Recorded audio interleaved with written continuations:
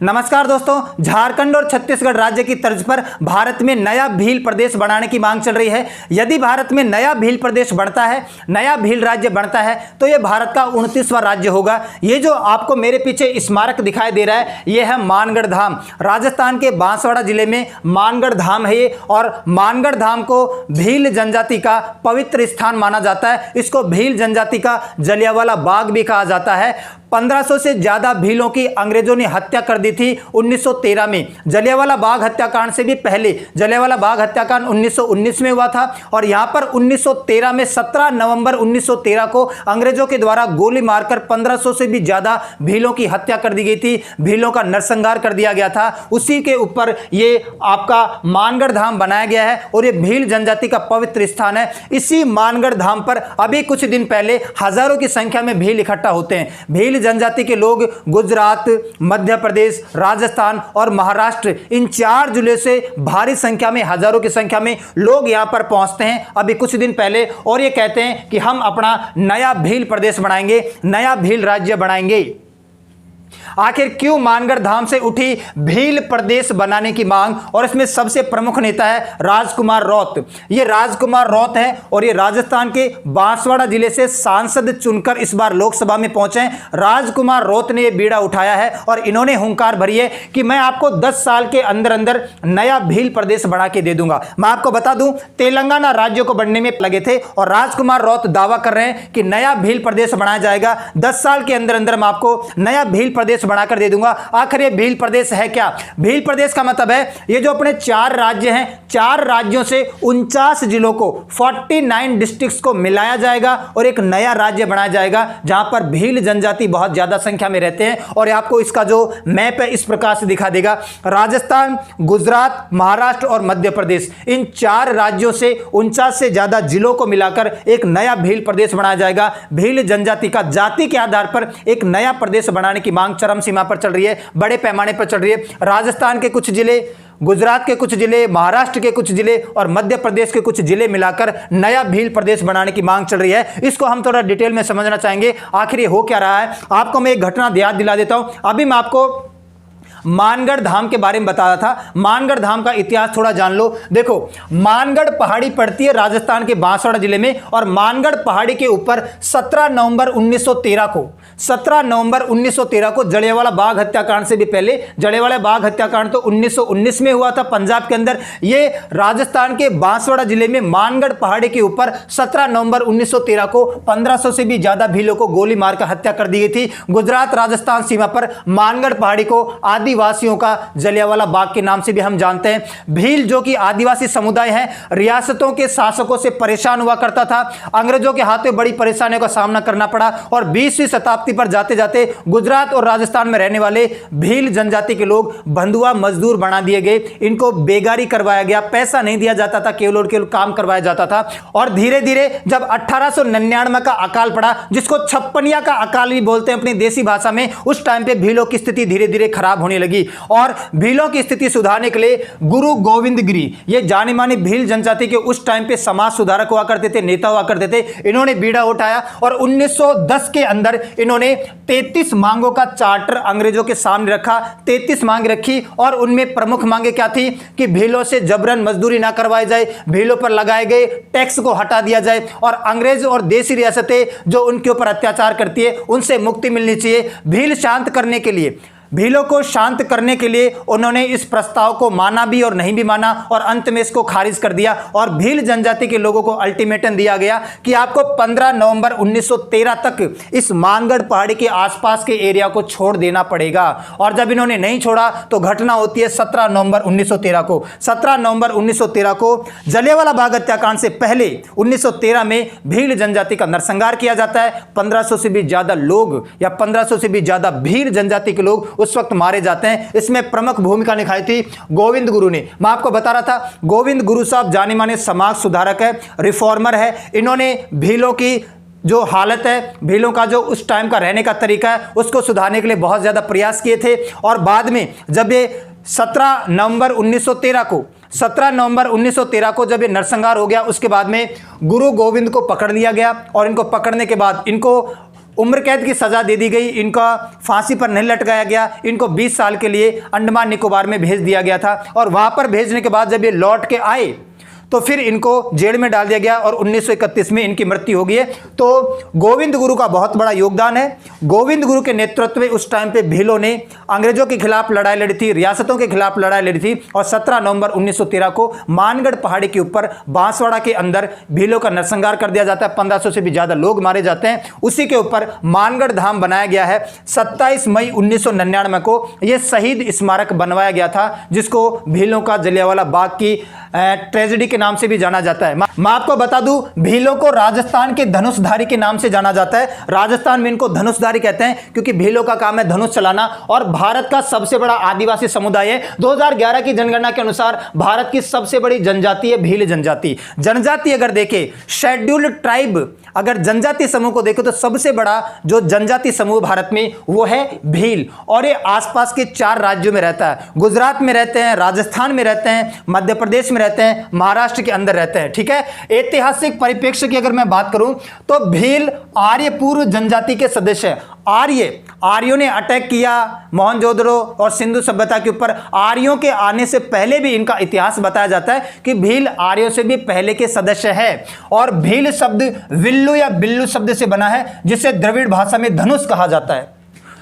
भील शब्द विल्लू या बिल्लू से बना है। द्रविड़ीय लैंग्वेज साउथ इंडिया में चलती है और इसका मतलब होता है धनुष के नाम से जाना जाता है। भील का उल्लेख महाभारत और रामायण के पुराने काव्यों में भी हमें पाया जाता है। अब हम बात करते हैं मानगढ़ धाम में 18 जुलाई की मैं बात बता रहा हूं। 18 जुलाई को भील जनजाति के हजारों की संख्या में लोग मानगढ़ धाम पर इकट्ठा होते हैं और वहां पर हुंकार भरते हैं, नया भील प्रदेश बनाने की मांग करते हैं। अनुच्छेद 244(1) के अंतर्गत, अभी इसको छोड़ दो, अनुच्छेद 244(1) क्या है अभी मैं आपको थोड़ा आगे जाके बता दूंगा। इसके बाद हम डिटेल में समझते हैं क्या भील प्रदेश अलग राज्य बनने वाला है।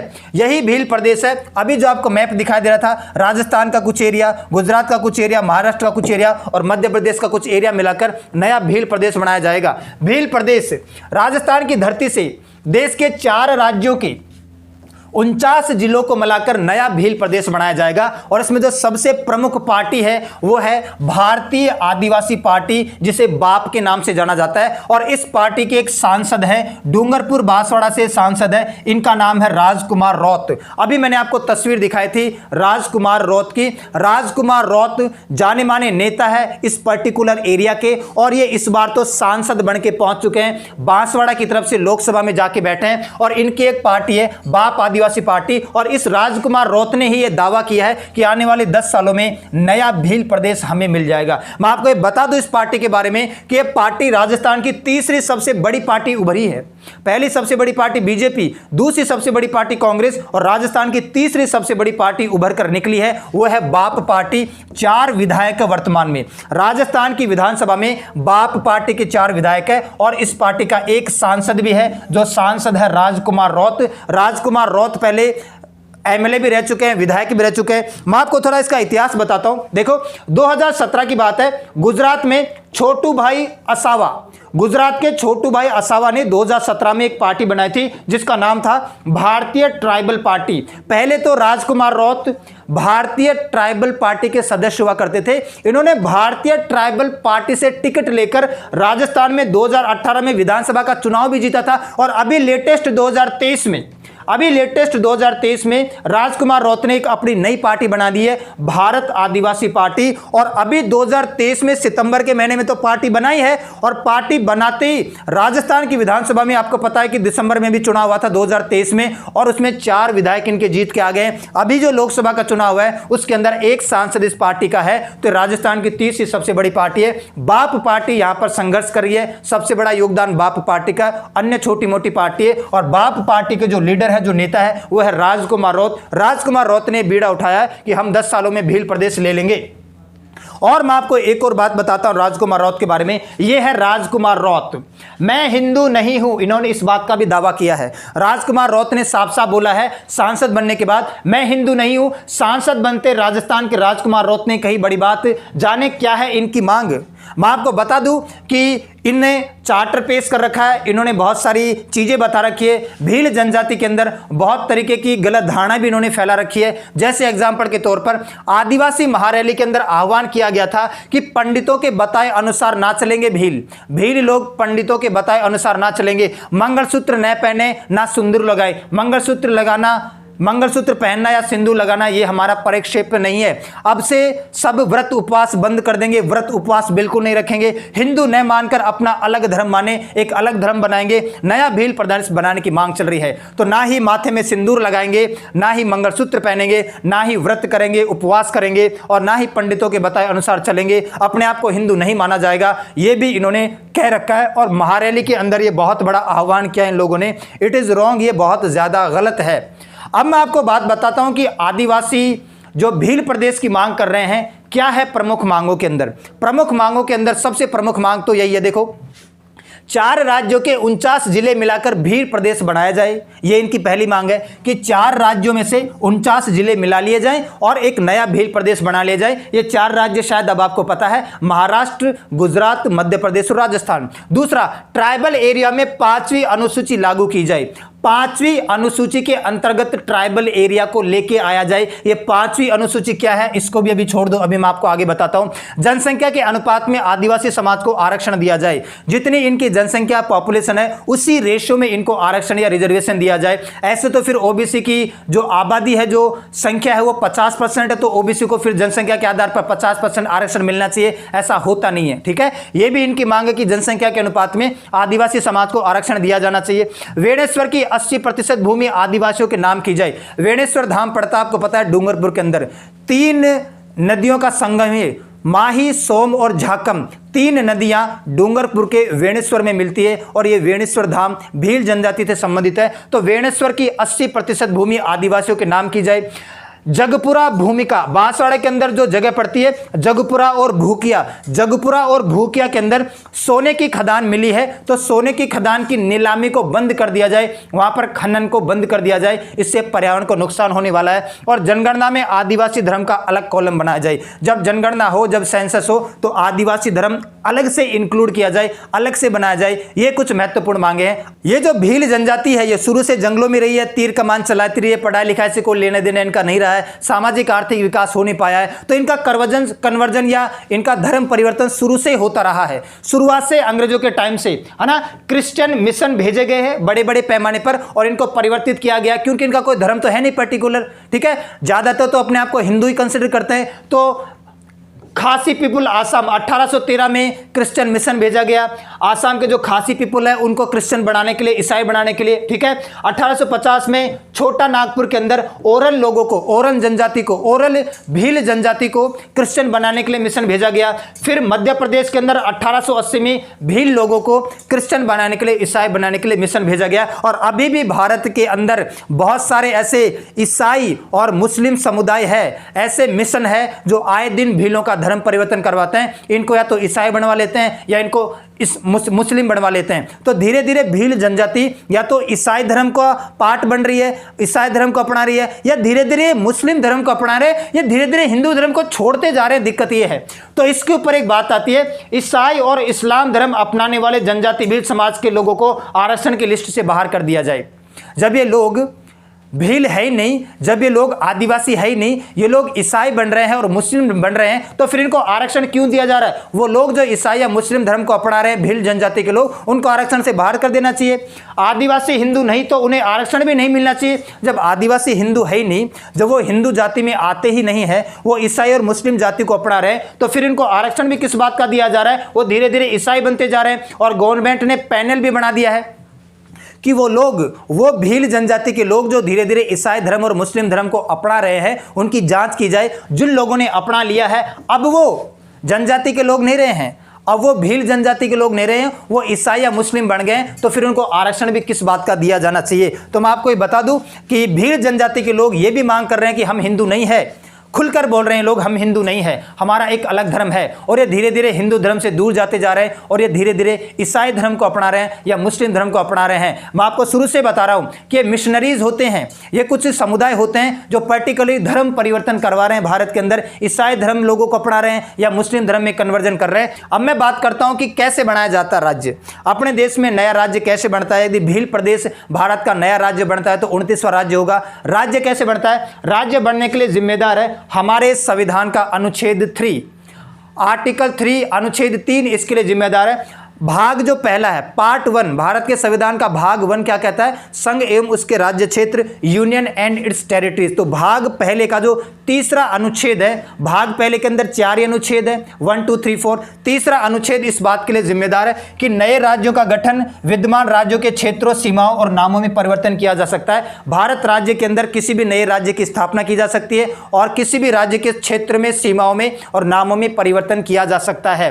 किसी भी राज्य को तोड़कर 2 या 3 राज्यों में बांटा जा सकता है। 2-3 राज्यों को मिलाकर एक नया राज्य बनाया जा सकता है। किसी राज्य का क्षेत्रफल बढ़ाया जा सकता है, किसी राज्य का क्षेत्रफल कम किया जा सकता है, किसी भी राज्य की सीमाओं में परिवर्तन किया जा सकता है और किसी भी राज्य का नाम बदला जा सकता है। बनाने का एक सिंपल तरीका है कि राष्ट्रपति से परामर्श करके, क्योंकि राष्ट्रपति हमारे देश के मुखिया है, राष्ट्रपति से परामर्श करके, कंसल्ट करके ये बिल लाया जाए, विधेयक लाया जाए और फिर इस बिल या विधेयक को लाने के बाद इसको संबंधित राज्य के पास भेजा जाए, जो भी राज्य इससे संबंधित है। जैसे भील प्रदेश बनेगा तो 4 राज्यों के पास से बिल भेजा जाएगा, राजस्थान, गुजरात, महाराष्ट्र और मध्य प्रदेश। इन 4 राज्यों की राय यहां पर मांगी जाएगी और फिर उसके बाद में हमारी संसद के दोनों सदनों से, लोकसभा और राज्यसभा से सामान्य बहुमत से पास होना चाहिए, सिंपल मेजॉरिटी से पास होना चाहिए। फिर इसके ऊपर राष्ट्रपति सिग्नेचर करेंगे, राष्ट्रपति के सिग्नेचर करते ही नया राज्य बन जाएगा। तो भील प्रदेश की मांग चल रही है, 4 राज्यों के 49 जिलों को मिलाकर नया भील प्रदेश बनाया जाए।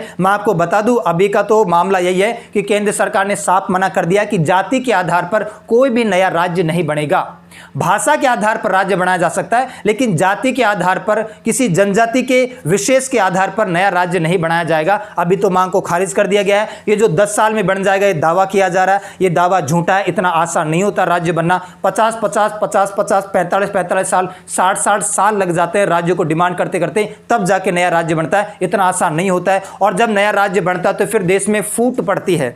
आए दिन फिर और जनजाति के लोग और समूह के लोग भी आए दिन फिर अपने नए राज्यों की मांग करेंगे। तो हमें एग्जाम्पल सेट नहीं करना है। अगर किसी चीज की कमी है तो उनको यहीं पर पूरा कर दिया जाए। ये जो अपना आसपास का डूंगरपुर, बांसवाड़ा है ना, ये जो वागड़ प्रदेश है, इस वागड़ प्रदेश के अंदर पहले सरकार बहुत ज्यादा काम कर रही है, लेकिन आपको भी ये समझना चाहिए कि आप ऐसे बोल रहे हैं कि हम हिंदू नहीं है, हम हिंदू धर्म को बिल्कुल नहीं मानेंगे, ईसाई धर्म को अपना रहे हैं, मुस्लिम धर्म को अपना रहे हैं, शायद उससे तो अच्छा ही है हिंदू धर्म, जिसको आपको कंसिडर करना चाहिए। तो आज के लिए इतना ही करते हैं, मिलते हैं नेक्स्ट क्लास में। तब तक के लिए सभी को धन्यवाद।